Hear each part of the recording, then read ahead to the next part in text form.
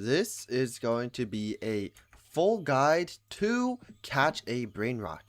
And as someone that has a little bit of perks because I am a content creator, I could safely say that I have a tester, like I'm a beta tester. So if you are watching this video, I probably uploaded on the minute the game released. But I know a little bit about the game, and I've been talking to some players that have been playing a little bit longer than I have. So let's just show you everything this game has to offer. So let's head back towards the normal section here. And let me just first of all guide you guys on like the starting area. Okay, so the Brainrot Center is your basically your Pokemon Center. This is where you can heal all of your brain rots. Talk to this guy if you want to heal them. He'll ask, would you like to heal them? You'll say yes. And then he'll plop them in there. And that is how you can heal your brain rots. So there we go. Those guys are healed. Next up is the shop. In here, you'll likely see that these two boxes at the bottom are actually locked. And if you guys have progressed a little bit further in the game, then these are unlocked. And what I mainly recommend you guys do is to level up as fast as possible to get the golden boxes, because not only are the catch rates better, take a look. Good at catching brain rots up to level 9. This one's good at catching up to level 15, and this one's up to level 22. And the best brain rots inside of World 1, I can't believe I'm saying brain rots this much in the video, but the best brain rots inside of World 1 are likely the ones that are level 20-ish, because those are going to be the ones of the epic rarity. For example, an index here, these brain rots are going to be level 15, 20-ish. That's why you need the higher level catching little balls, or not balls, but crates. And these will cost coins, right? So you'll probably be thinking, how do I actually get coins relatively fast in the game, or at least in like early game, right? Well, here is what I recommend you guys to do. So in order to get coins, you need to first go to the sell area and sell. But every single brain rot sells for different amounts. So what kind of brain rot is actually best to sell? Well, you can see here, even though these guys are basically the same level, this guy sells for double the price of the Ballerina Cappuccino. That is why you need to get higher rarity brain rots in order to sell them. So if we go into the starting zone, this is the brand new, why am I saying brand new? The very first starting zone, you can see that there's basically 4 to 5 main types of brain rot rarities. The first one are going to be the commons, like these watermelon, whatever these guys' names are. I have no clue what these guys' names are. Next up is going to be the salt pepper looking thing, because these guys are going to be uncommon. Any of these guys with a green glow are going to be uncommon, and they're going to be worth slightly more than the commons. And by the way, the higher the rarity, the higher the level they are, and also the better stats that they have, and the more they are worth. That is why you should always go for the highest level rarity you can get, but do make sure to get the low rarities as well, because if you do unlock them, you also do get XP, and you are heavily gated by XP in this game.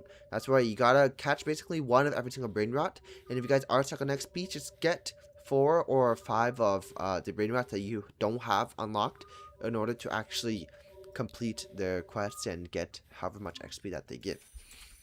The next up, these guys are going to be the rare ones, the one with the blue glow.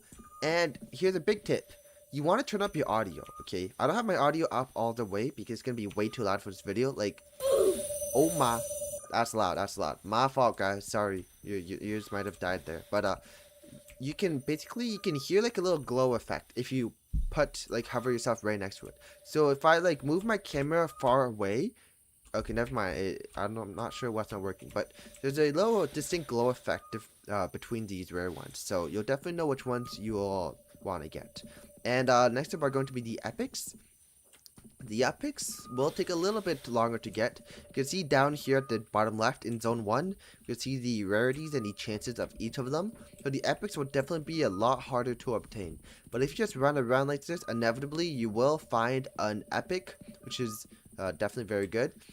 But what I recommend you guys do right now is to just catch yourself one of every single brain rot, and then catch yourself as many high tier brain rots as you can, mainly being the epics and the rares, because these ones are going to be the highest level and they are going to give you the most amount of money. And by getting to the highest level possible, you can see here, higher levels means more coins gained. Right now I'm getting a boosted 117% extra coins, which is just insane, because coins are needed to buy the Brainrot boxes, which are used to catch more Brainrots.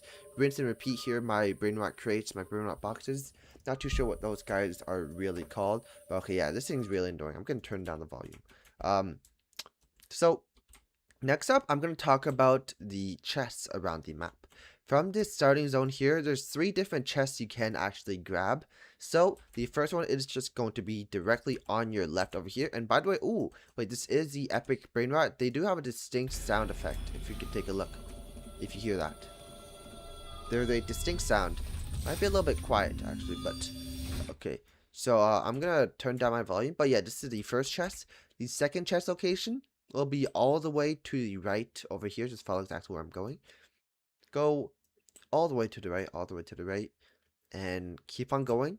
You want to go all the way until you reach the end, the dead end, until you see the caves with like the little purple eyes that have just showed up. Then once you have reached there, make a left, and you will see over here, yeah. Then there's another chest over here. Next up, the last chest in World 1 will be, you gotta go all the way back, and all the way back to where you came from. It'll just take a moment. But let's see, is there any good Brainrots on our way here? Mainly just catch the rares and epics for now. It doesn't really matter which ones you get. None of them are really good right now. They all are kind of buns, but yeah, you just get the highest level one you can, and it'll probably help you breeze through the starting trainers, which I will show the locations of later on, but all the way at the end here. There we go. This is the last location of the starting chest. And also, in order to unlock Zone 2 inside of World 1, and Zone 2 will have much, much higher level Brainrots. Like, look. Level 18 Brainrot. Compared to here, you notice that the highest level that we saw was the level 12 Brainrot from the Epic. That was all the way down there. But in here, immediately level 18 Brainrots from literally rares, not even epics. And there's also more chests here, but at this point, you can just head over to your map, and you'll probably see the locations of every single chest anyways. And also the keys as well, because the key guys are the guys that you will need to defeat to actually unlock this next zone. But you can see there's like the Brainrot levels here are just much, much higher compared to the one in the first zone. So immediately get out of the first zone and immediately get yourself some higher level Brainrots. Get yourself a couple of crates to actually catch these guys. But also the keys. Oh yeah. The keys for zone 1, you'll need to gather 3 different keys to get to zone 2, which is this intersection in here. The keys will be, the first one's right beside the golden chest over here. Second one is at the bottom left of the map. And the third one is at the bottom left section towards the first, towards the first chest that we got. So those will be all 3 keys. And regarding the difficulty of them, they aren't too difficult to do. All you really need is a level 10 Brainrot, and you can probably solo all those 3 of the battles. They are really, really simple to do. And level 10 Brainrots are relatively easy to get, as that's basically the level of a rare, but just leveled up by 1 or 2 levels. Like, look, the rare is already level 8, so you probably just get 2-3 rares, or you just get like 1 epic, and you can just immediately defeat all of the trainers. And by the way, they will cost money to challenge. In total, they will cost you around 2.5k coins in order to beat them all. Each trainer will require a certain amount of coins. This one on the far right requires 1.3 thousand. The one on the bottom left requires, I'm pretty sure, 970 coins. And the one on the top left is like 1.1k. So that totals to around 2.4, 2.5-ish k coins. And you'll need to gather that much. But just for reference, even getting a singular epic Brainrot will probably be enough coins for that, because for example, take a look at my epic Brainrot here. We can see how much it's worth, right? Can you see how much it's worth? Okay, not yet, but we'll head back to the starting zone. By the way, we could teleport back to the Brainrot Center if you guys did not know that. But let's head to the cell area, and I'm pretty sure it's worth like 2.5k coins. This thing, yeah, 2.6k coins. So you get a singular epic, and it's already more than enough to do whatever you'd want to do in the game. You could just like more than enough to defeat the first starting 3 trainers. Next up are going to be the eggs here, and would I recommend them? The only thing I'd recommend is probably the most expensive one, because these Brainrots, the top 3 are all obtainable free to play super simply. The last one might be a little good. That's like the legendary or like mythic, however you want to call it. This one's got a 5% chance of it. But the only good reason why you'd want to buy these is for the amount of money they give. But even if you guys do want money, it's really easy to just grind for it by just defeating rares and epic Brainrots and capturing them. And you should never defeat them and just like just defeat them fully. You should always defeat them by bringing them down to low HP and then capturing them with a ball or with a crate, because capturing them gives you 5 times the amount of coins as you would get normally without capturing them. So oh my goodness, yeah, this guy is quite high into oh, there's two. Wait, that's my friend. Yo, what's up? Okay, anyhow, well, I'm getting sidetracked, but let's see. In zone 2, is there anything really of note here? Other than the chests? Not really. Oh my goodness, that's a Bombardino Gusini, something like that. But oh yeah, finally the boss. Okay, the last boss of the game. This guy will require 3 coins in order to get, and no, not 3 coins, 3 keys in order to get, and the keys are going to be at the bottom left, the bottom right, and the top right. Those are the locations of the triple keys. Not triple T, but triple keys. And by the way, talk about triple T. Your starter is pretty useless in the game, or at least as far as I know, it's pretty useless. Don't sell it though. Just keep it in your box, and it might have some use later on. But all I know is that right now, it's much better to just get some high level Brainrots and replace your entire team. Because of those top players that I talked to, none of them use their starter. Like the starter's not even relevant in their party.